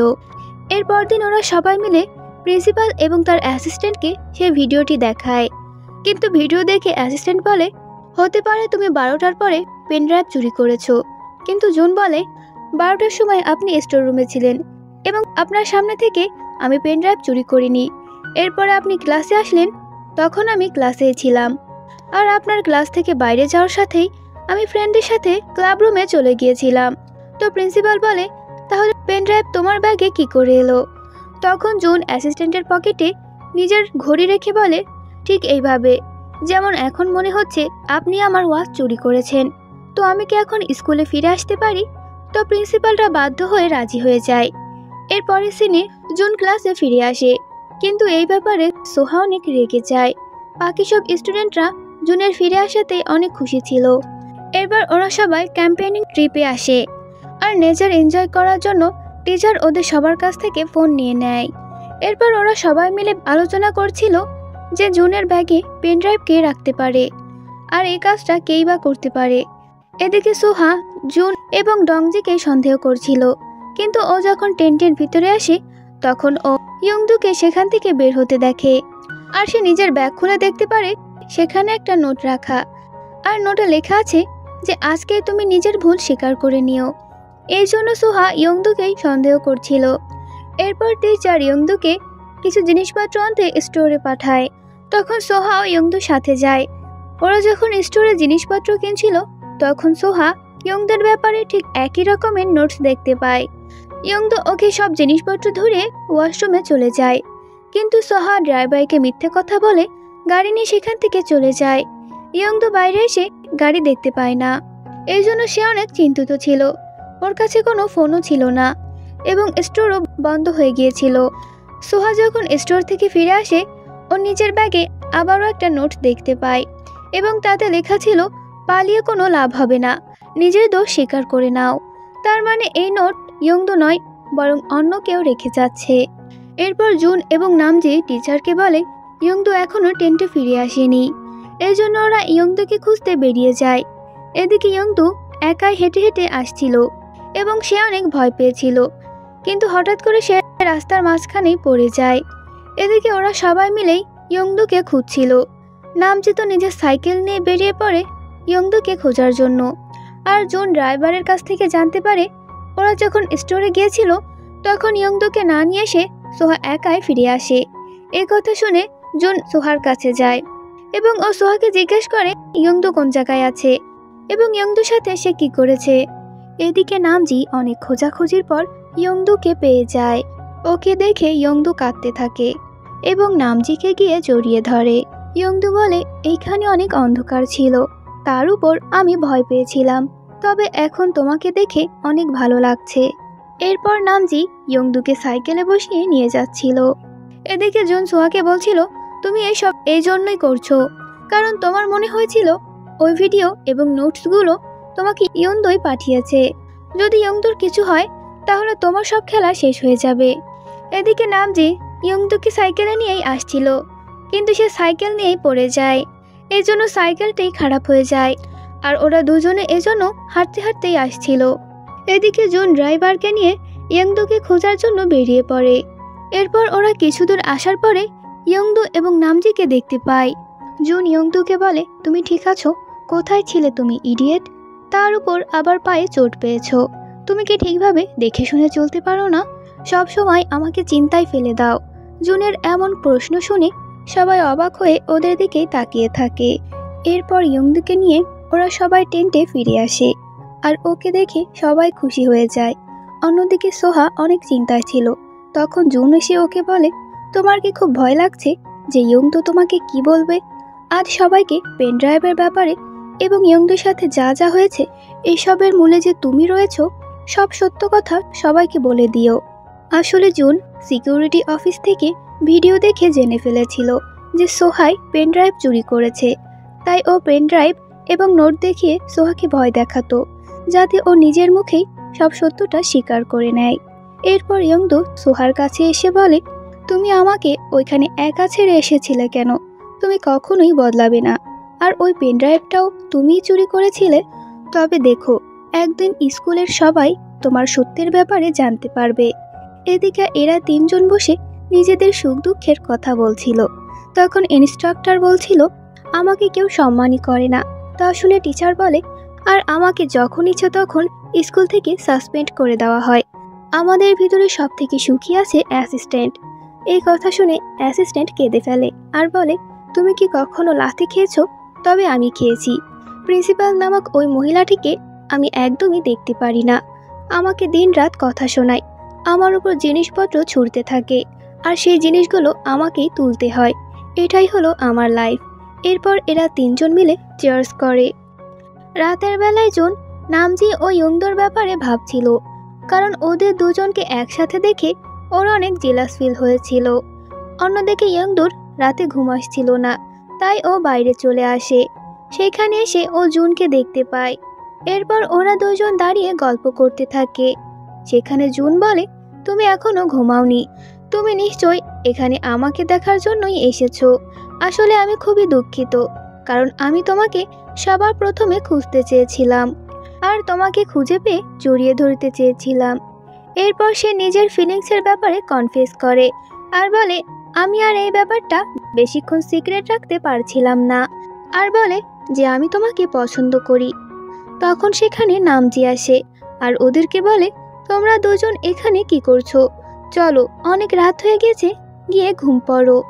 এর পরের দিন সবাইকে প্র্যাকটিসের জন্য ডাকা হয়, কিন্তু সোহা জুনের ব্যাগ চেক করছিল। তবে সে ওই ব্যাগে কোনো পেন ড্রাইভই খুঁজে পায় না। এরপর বাসায় যাওয়ার সময় জুন তার ব্যাগ দেখে বুঝে যায় যে সোহা ওর ব্যাগ চেক করেছে। এরপর সোহা ভাবে জুনের কাছে যত বড় প্রুফই থাকুক না কেন, সে সবকিছুই শেষ করে দেবে। অন্যদিকে ইয়ংদুর মা জুনের বাবাকে বলে, আমরা বিয়ে করতে পারবো না। যদি এরকম ভাবে ডেট করতে থাকি তাহলে কেমন হয়? তখন জুনের বাবা বলে, আমরা যদি ডেট করি তাহলে বিয়ে করতে কিসের সমস্যা? তোমার সাথে দেখা হওয়ার পর আমি নতুন জীবন ফিরে পেয়েছি, আর আমার ছেলেকেও বুঝতে শিখেছি। কেননা আমরা এই ব্যাপারে আমাদের বাচ্চাদের সাথে কথা বলে দেখি তারা কি বলে। এরপর আমরা সোহাকে দেখতে পাই, যে কিনা লুকিয়ে লুকিয়ে জুনের রুমে এসেছিল। তখন সোহাকে টিচার পেছন থেকে দেখে ফেলে, এজন্য সেও সোহার পেছন পেছন আসে। এদিকে সোহা জুনের রুমে গিয়ে পেন ড্রাইভ দেখে ফেলে এবং নিজের সেই ভিডিওটি সেখান থেকে ডিলিট করতে চায়। ওই সময় টিচার এসে ওই ভিডিওটি দেখে ফেলে। টিচারকে দেখে সোহা পেন ড্রাইভটি লুকানোর চেষ্টা করে এবং সোহাকে পেন ড্রাইভের ব্যাপারে বলতে বলে, কিন্তু সোহা কিছু না বলেই সেখান থেকে চলে যায়। এদিকে ইয়ংদুর একজন ফ্রেন্ড রুমে এসে ওই পেন ড্রাইভটি দেখতে পায়। এরপর সে পেন ড্রাইভের থাকা ভিডিওটিও দেখে ফেলে এবং এরা সবাই মিলে সোহার আসল সত্যিটা জানতে পারে। তখন সেখানে ড্যামি নামের এই মেয়েটি অনেক রাগে সোহার ওই ভিডিওটা ইন্টারনেটে পোস্ট করে দেয়। এদিকে সোহার টিচারের কাছে ক্ষমা চাইতে আসে, কিন্তু তখন সেখানে থাকা সবাই ইন্টারনেটে সোহার ওই ভিডিওটা দেখতে থাকে। আর সোহাকে নিয়ে সবাই অনেক রকমের কথা বলছিল, কারণ সোহার পেন ড্রাইভ চুরি করা সেই ভিডিওটি ইন্টারনেটে পুরো ভাইরাল হয়ে গিয়েছে। কিন্তু সোহা সোজা গিয়ে ইয়ংদোকে একটা চড় মারে, কারণ সোহা মনে করে এই ভিডিওটি হয়তো ইয়ংদো আপলোড করেছে। কিন্তু ইয়ংদো ওকে বোঝানোর চেষ্টা করে যে এই ভিডিওটি ও আপলোড করেনি, কিন্তু সোহা ওর কোনো কথাই বুঝতে চায় না। এরপর সোহা রেগে ইয়ংদোকে নিচে ধাক্কা মারে। ইয়ংদো যখন নিচে পড়তে যাবে তখন জুন এসে ওকে ধরে এবং ইয়ংদোকে বাঁচিয়ে নেয়। এর ফলে জুনের অনেক চোট আসে আর মাথা ফেটে রক্ত পড়তে থাকে, যার জন্য ও বেহুশ হয়ে যায়।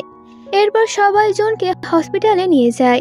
এই ব্যাপারে সোহা অনেক ভয় পেয়ে যায় এবং তার মাকে এই ব্যাপারে জানায়। সোহার মা যখন এই ব্যাপারটি জানতে পারে সে তো অনেক রেগে যায় এবং ইন্টারনেটে আপলোড করা সে ভিডিও নিয়েও সে অনেক রেগেছিল। জুন হসপিটালে অ্যাডমিট ছিল। তখন ইয়ংদো সেখানে যায় আর জুনের পাশে বসে বলতে থাকে, তুমি আমাকে কেন বাঁচাতে আসলে? এখন দেখেছো তুমি কতটা চোট পেয়েছো, তুমি তাড়াতাড়ি ওঠো, আমি তোমাকে অনেক বকতে চাই। তখনই জুন কথা বলে ওঠে আর উঠে বসে। তখন ইয়ংদো জুনকে কিস করে। এর ফলে জুন অনেক শকড হয়ে যায়। ইয়ংদো লজ্জা পেয়ে যখন সেখান থেকে চলে যাচ্ছিল তখন জুন ওকে ধরে কিস করে। তবে নামজি বাইরে থেকে ওদের দুজনকে এমন অবস্থায় দেখতে পারে, এতে সে অনেক স্যাড হয়ে যায়, কারণ তার মনটা অনেক ভেঙে গিয়েছে। এদিকে জুনের বাবা এবং ইয়ংদোর মা হসপিটালে এসেছিল এবং তাদের দুজনের দেখা হয়ে যায়। জুনের বাবা জুনের সাথে দেখা করতে আসে। তখন ইয়ংদো তাকে হ্যালো বলে বাইরে চলে যায়। এদিকে জুনের বাবা জুনকে বলছিল, গডকে অনেক ধন্যবাদ যে উনি তোমাকে বাঁচিয়ে দিয়েছে। জুনের বাবাকে এত চিন্তা করতে দেখে জুনেরও ভালো লাগে। এদিকে সোহা অনেক ভয় পেয়েছিল। তখন পেছন থেকে ডংজি এসে বলে, তোমার লুকিয়ে আর কোনো লাভ হবে না, তুমি ইয়ংদোর কাছে গিয়ে ক্ষমা চাও, কারণ ও এই ভিডিওটি আপলোড করেনি। আর জুনের কাছে গিয়েও ক্ষমা চাও, ও তোমার জন্যই অনেক হার্ট হয়েছে। এতে সোহা ওর ভুল বুঝতে পারে এবং বলে, হ্যাঁ আমার জন্যই ওরা দুজন অনেক হার্ট হয়েছে। এরপর সোহা বাসায় আসে আর ওর মাকে বলে যে ও কাউকে হার্ট করেছে, কিন্তু ও এমনটি করতে চায়নি, ভুলবশত এটা হয়ে গিয়েছে। এতে সোহার মা বলে, কোনো চিন্তা করো না, আমি তোমার এই ভুলটা কভার করে নেব, কেউ তোমার ব্যাপারে কিছুই জানতে পারবে না। কিন্তু সোহার অনেক চিন্তা হচ্ছিল, এই জন্য সে হসপিটালে আসে। তবে সে ভিতরে না গিয়ে বাইরে দাঁড়িয়ে একজন নার্সকে কল করে আর নার্সের কাছে জুনের ব্যাপারে জিজ্ঞাসা করে। ও জানতে পারে জুন এখন ঠিক আছে। এদিকে ইয়ংদো চলে যেতেই নামজি জুনের সাথে দেখা করতে আসে। তখন জুন নামজিকে বলতে থাকে, তোমার মনে আছে ছোটবেলায় আমরা বলতাম আমাদের ভিতরে যে আগে প্রেমে পড়বে সে অন্যজনকে সবার আগেই বলবে, তো আমি একজনকে পেয়ে গেছি, তার নাম হলো। তখন নামজি ওকে থামিয়ে দেয় আর বলে, তার নাম পরে বলো, আগে তুমি নিজের খেয়াল রাখো। এটা বলে ও কথা ঘুরিয়ে দেয়। এদিকে ইয়ংদো স্কুল থেকে পালিয়ে জুনের জন্য খাবার নিয়ে আসে। তখন জুন ওর ছবি তোলে আর বলে, আমি তোমাকে কত মিস করেছি, এই জন্য যখন ইচ্ছা আমি তোমার ছবি দেখতে পারবো। এটা বলে ও হাসে।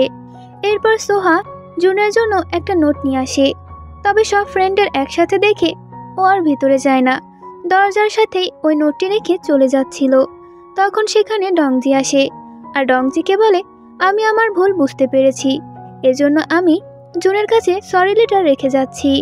এরপর ও ডংজিকে বলে, তুমি যদি আজকে ফ্রি থাকো তাহলে আমার সাথে যেতে পারো। এরপর ওরা দুজনকে অনেক গেম খেলে। এখানে সোহা অনেক খুশি ছিল, কারণ ও জীবনে প্রথম এভাবে মজা করছে। দিন শেষে ও ডংজির কাছে ক্ষমা চায়, কেননা ও ডংজিকেও একসময় হার্ট করেছে। তা শুনে ডংজি অনেক অবাক হয়, কারণ সোহা কখনই কারো কাছে ক্ষমা চায় না। এদিকে এরা সবাই অনেক খুশি ছিল। তখন ইয়ংদো সোহার নোট পায় এবং নোট পড়ে ও অনেক অবাক হয়ে যায়। ও ভয় পেয়ে সবাইকে ওই নোটটি দেখায় এবং সবাইকে বলতে থাকে, এখনই চলো আমাদের সোহাকে খুঁজতে হবে। এদিকে সোহা ডংজিকে ধন্যবাদ জানায় আর বলে, আমাকে সুন্দর একটা মেমোরি দেওয়ার জন্য। তুমি একদিন তোমার এই ফিজিক্যাল ফোবিয়া থেকে বের হতে পারবে। বাই বলে এরপরও সেখান থেকে চলে যায়। ওই সময় ডংজিকে ইয়ন্দু কল করে আর বলে সোহাকে খুঁজে বের করো, ও কিছু একটা করতে যাচ্ছে। ডংজি বলে সোহা তো এতক্ষণ আমার সাথেই ছিল। তখনও কিছু একটা মনে করে দৌড় দেয়। এরপর সবাই বেরিয়ে সোহাকে সব জায়গায় খুঁজতে থাকে, কেননা নোটে লেখা ছিল সবার কাছে ক্ষমা চাচ্ছি। আমি জীবনেও কারো কাছে ক্ষমা চাইনি, এমনকি কাউকে ধন্যবাদও জানাইনি।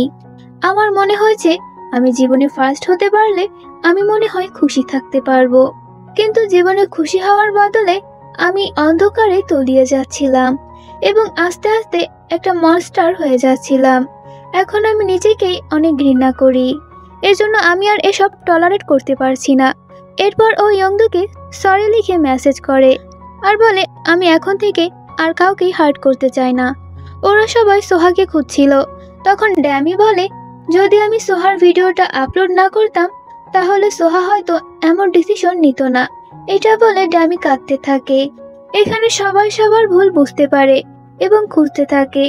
ডংজে সোহাকে খুঁজছিল আর সোহা রাস্তা না দেখেই রাস্তা ক্রস করছিল। ওই সময় একটা কার এসে ওকে ধাক্কা দিতেই যাচ্ছিল, কিন্তু ডংজে ওকে বাঁচিয়ে নেয় আর ওকে জড়িয়ে ধরে। এদিকে সবাই তা দেখে একটা শান্তির নিঃশ্বাস ছাড়ে।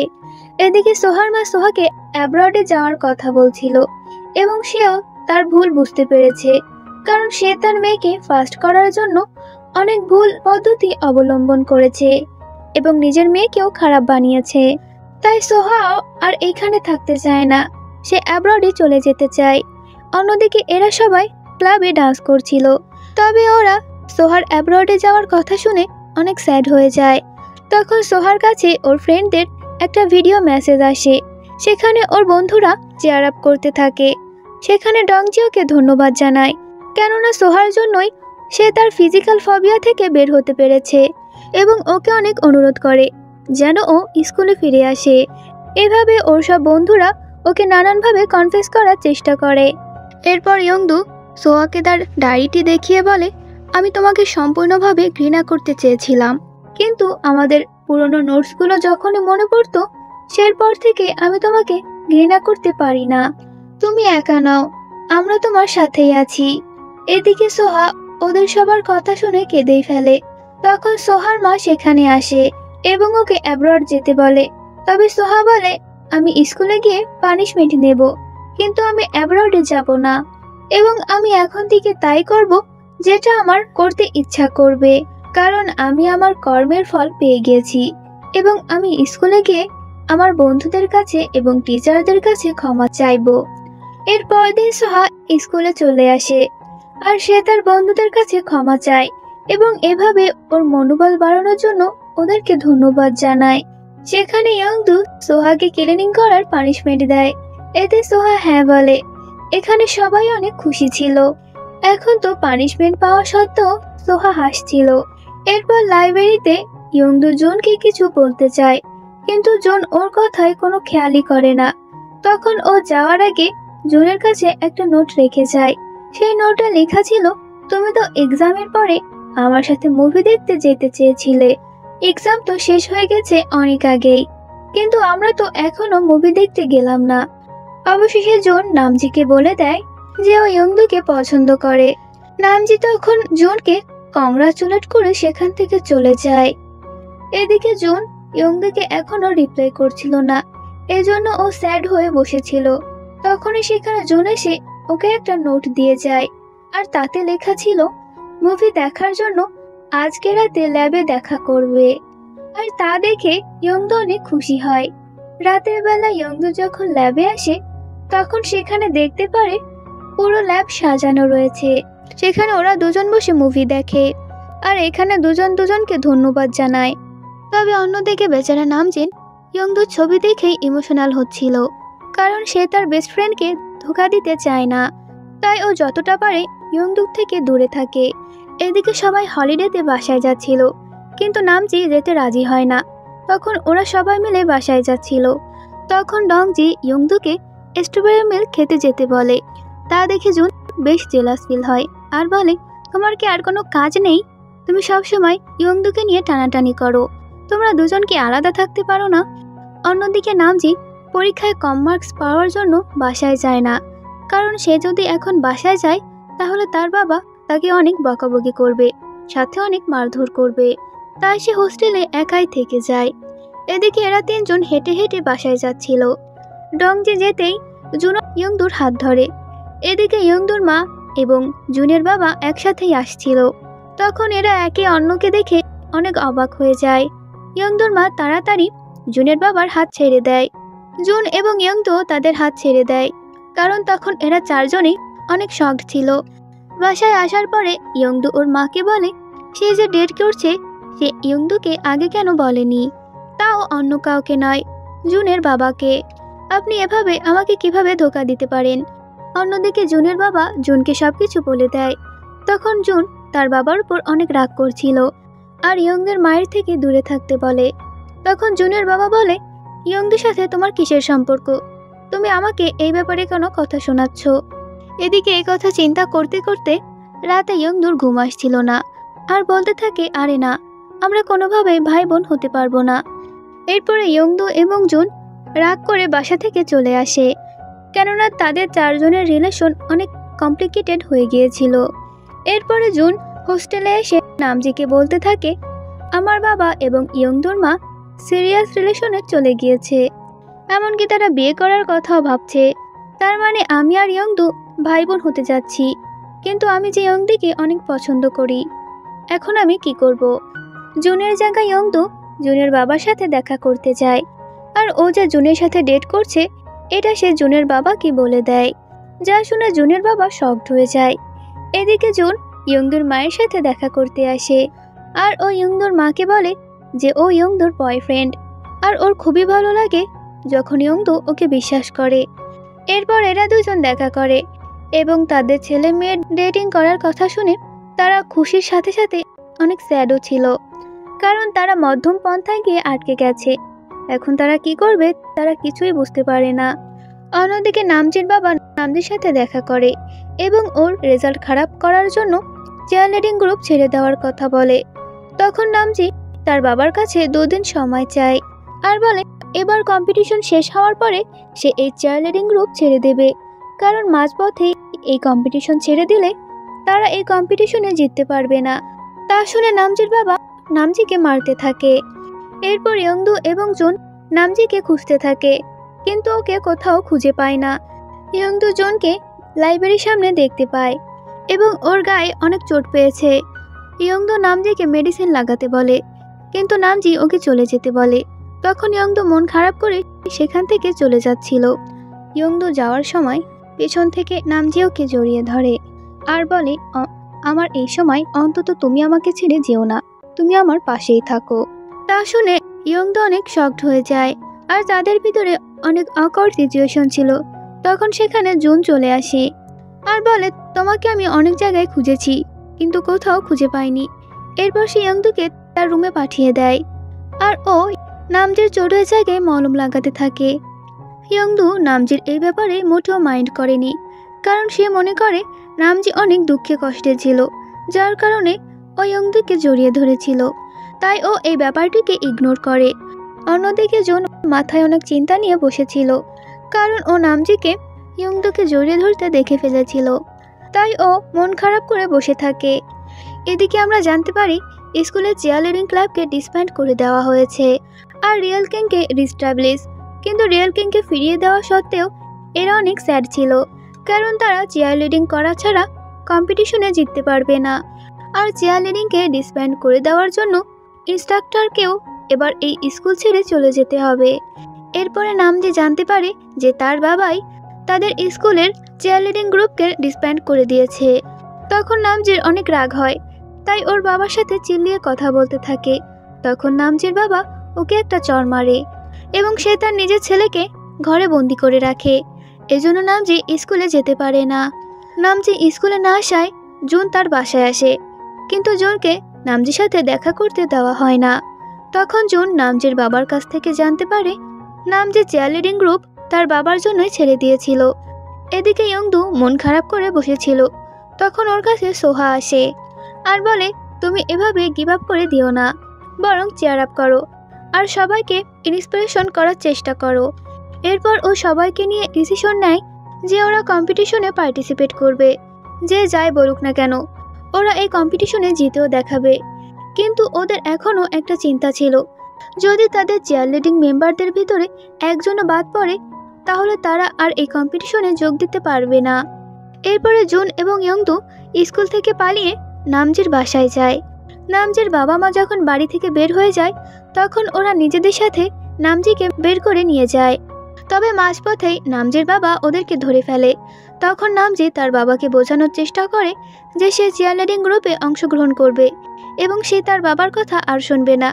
এটা শুনে তার বাবা ওকে মারতে চায়, কিন্তু নামজি তার বাবার হাত ধরে ফেলে এবং নিজের হাতের ক্ষত চিহ্নগুলো দেখায় আর বলে যে তার বাবার জন্যই সে নিজেকে অনেক হার্ট করেছে, কেননা সে নিজেকে একটা ইউজলেস মনে করত। কিন্তু এখন থেকে সে যা ইচ্ছা তাই করবে, কারো কথাই শুনবে না। নামজির বাবা ওকে অনেক থামানোর চেষ্টা করে, কিন্তু নামজি শেষমেশ সেখান থেকে চলেই যায়। এরপর ওরা তিনজন দৌড়ে কম্পিটিশনের জায়গায় চলে আসে। এরপর সেখানে বাকি সবাইও চলে আসে। ওরা সবাই নিজেদের ড্রেস আপ করে আসে, কিন্তু সেখানে দেখতে পায় লাস্ট ইয়ারের চেয়ার লিডিং গ্রুপ খুব ভালো পারফর্ম করছিল। তা দেখে সবাই স্যাড হয়ে যায়, কিন্তু ইয়ংদু সবাইকে মোটিভেট করে এবং সবাইকে ইন্সপিরেশন করে। এবার যখন ওদের পারফরমেন্সের পালা পড়ে তখন সবাই ওদের স্কুলের অনেক বদনাম করছিল। এই জন্য ওরা মঞ্চে গিয়ে অনেক নার্ভাস হয়ে যায়। তখন টিচার এবং ইনস্ট্রাক্টর ওদেরকে চেয়ার আপ করতে থাকে। এর ফলে ওরা অনেক খুশি হয় এবং মোটিভেট হয়ে বিন্দাস হয়ে পারফর্ম করে। ফলে এখানে থাকা সবারই ওদের পারফরমেন্স অনেক পছন্দ হয়। এখানে টিচার তো খুশি হয়ে ইনস্ট্রাক্টরকে জড়িয়ে ধরে, কিন্তু তারপরও ওরা কম্পিটিশনে লাস্ট হয়। তবে এখানে লাস্ট হওয়ার পরেও ওরা অনেক খুশি ছিল। চাইল্ড অ্যাবিউজ করার জন্য নামজির বাবাকে পুলিশে অ্যারেস্ট করে। অন্যদিকে সোহার মাকে স্কুলে অনেক টাকা ঘুষ দেওয়ার জন্য তার উপরও ইনভেস্টিগেশন করা হয়। আর এরপরে প্যারেন্টসদের কাছ থেকে ঘুষ নেওয়ার জন্য প্রিন্সিপালকেও সাসপেন্ড করে দেওয়া হয়। অন্যদিকে অ্যাসিস্ট্যান্ট অনেক দুঃখ কষ্ট সহ্য করার পর নিজে এবার প্রিন্সিপাল হয়েছে, তাই সে এবার অনেক খুশি। হোয়াইট টাইগার আর রিয়েল কিং এর মেম্বার যারা কিনা সবসময় ঝগড়া করত তারা এখন ফ্রেন্ড হয়ে গিয়েছে, আর এরা এভাবেই নিজেদের জীবন কাটাচ্ছিল। এদিকে জুনের বাবা জুনকে বলে, আমি আর তোমার মা ইম্যাচিওর ছিলাম যখন আমরা ডিভোর্স নিয়েছিলাম, এবং জুনকে হার্ট করার জন্য জুনের বাবা তার কাছে ক্ষমা চায় এবং সে বলে সে আজ থেকে তার ছেলেকে আর হার্ট করবে না। এখানে জুন তার বাবার গাড়িতে একটা রিং দেখতে পায় এবং তার সাথে একটা নোট, যাতে লেখা ছিল কিছু সময়ের জন্যই ঠিক আছে, তবে আমি এই রিং দেখে অনেক খুশি হয়েছিলাম। তুমি তোমার মেয়ের জন্য আমাকে বিয়ে করতে রাজি হওনি, তুমি ঠিকই করেছিলে। তখন জুন তার বাবার কষ্টটাও বুঝতে পারে, এজন্য সে ডিসাইড করে তারা সবাই একসাথেই থাকবে। এরপর আমরা দেখতে পাই জুনের বাবা এবং ইয়ংদুর মা এখন একসাথেই থাকছিল।